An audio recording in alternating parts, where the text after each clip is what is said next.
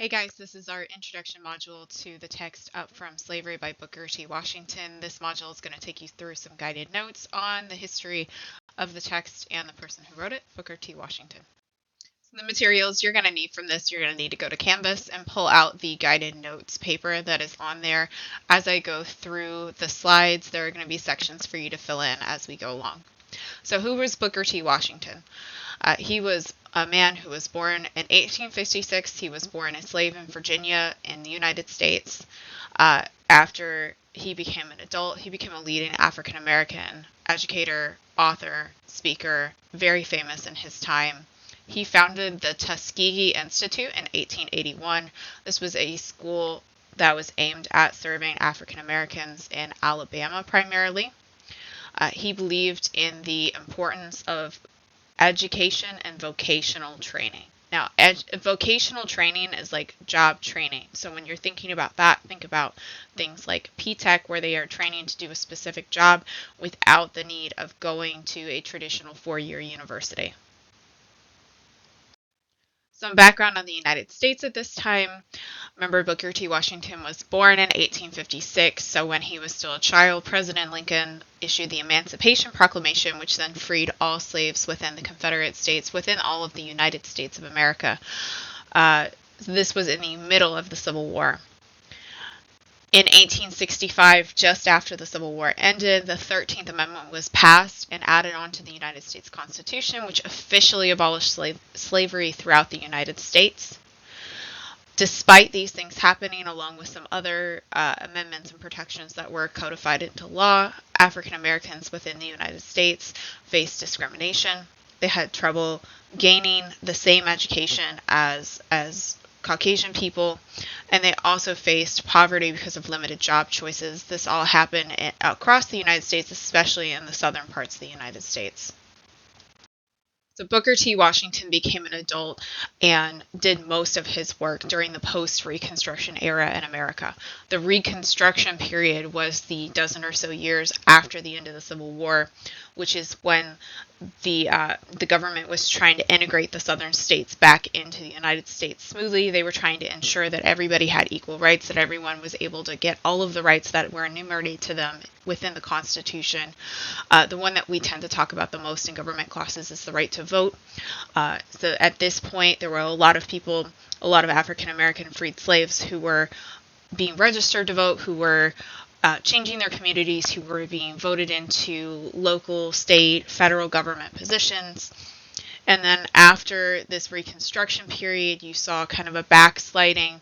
The federal government pulled back some of the things that they were doing, and states were able to take their freedoms onto themselves. So a lot of them put into place what we now call Jim Crow laws, which allowed them to put in place a lot of different kind of segregations, where people couldn't enter the same doors, couldn't use the same water fountains, couldn't go to the same schools, couldn't hold the same types of jobs.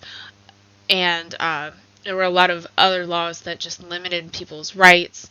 Once again, going back to voting, you saw things like you had to take different kinds of tests that were aimed at keeping people from certain kinds of people from voting, especially African American people. It was a very unfair time in our history. Because of this, African American people struggled to gain equal access to education, jobs, just being able to live lives the way that they wanted to live their lives. So during this time period, Booker T. Washington started to publish things, started to get more involved in trying to make things more equal. So one of the things that you're going to see within the text that we're reading is his approach to education and race relations. So he believed that African American people should focus on that vocational and industrial education.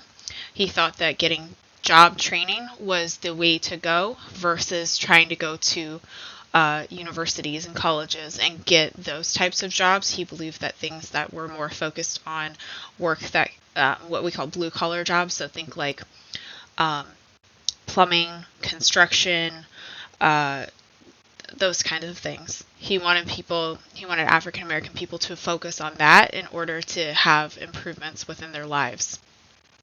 In 1895, he gave a speech that was known as the Atlanta Compromise, where he urged African American people to accept segregation for the time being, while they were proving themselves through this hard work and education that he was advocating.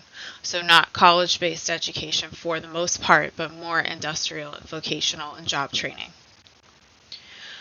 He thought that through this idea of relying on themselves, getting these practical skills, it would help them to gain economic or financial independence and be able to prove themselves in a way that would cause the white people who were in power at the time to accept them, and to eventually segregation would start to just kind of go away.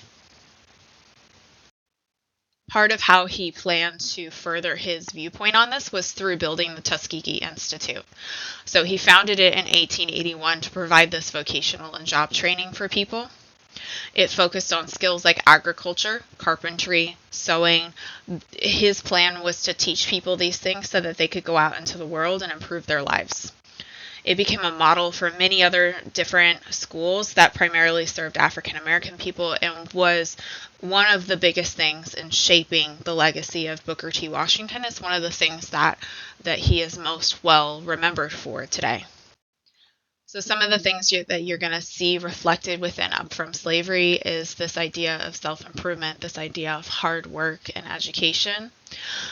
You're going to see him addressing race relations, or specifically challenges faced by African Americans within this segregated society. You're going to see him talking about his own personal journey and how he feels like he overcomes adversity. And you are going to see some tension. You're not going to see specifically like references to W.E.B. Du Bois in here. That is the text that you're going to be reading after this that we have paired with it. But there was tension between his philosophy of accepting segregation and then moving forward compared to other people's approaches, which we're going to talk about more with the other text. So what do you do from here? Finish up your guided notes. You're going to submit that to Canvas, and then you can move on to 2.2. That video work, all of that is also in Canvas, and you should see it labeled there. I'll see you there.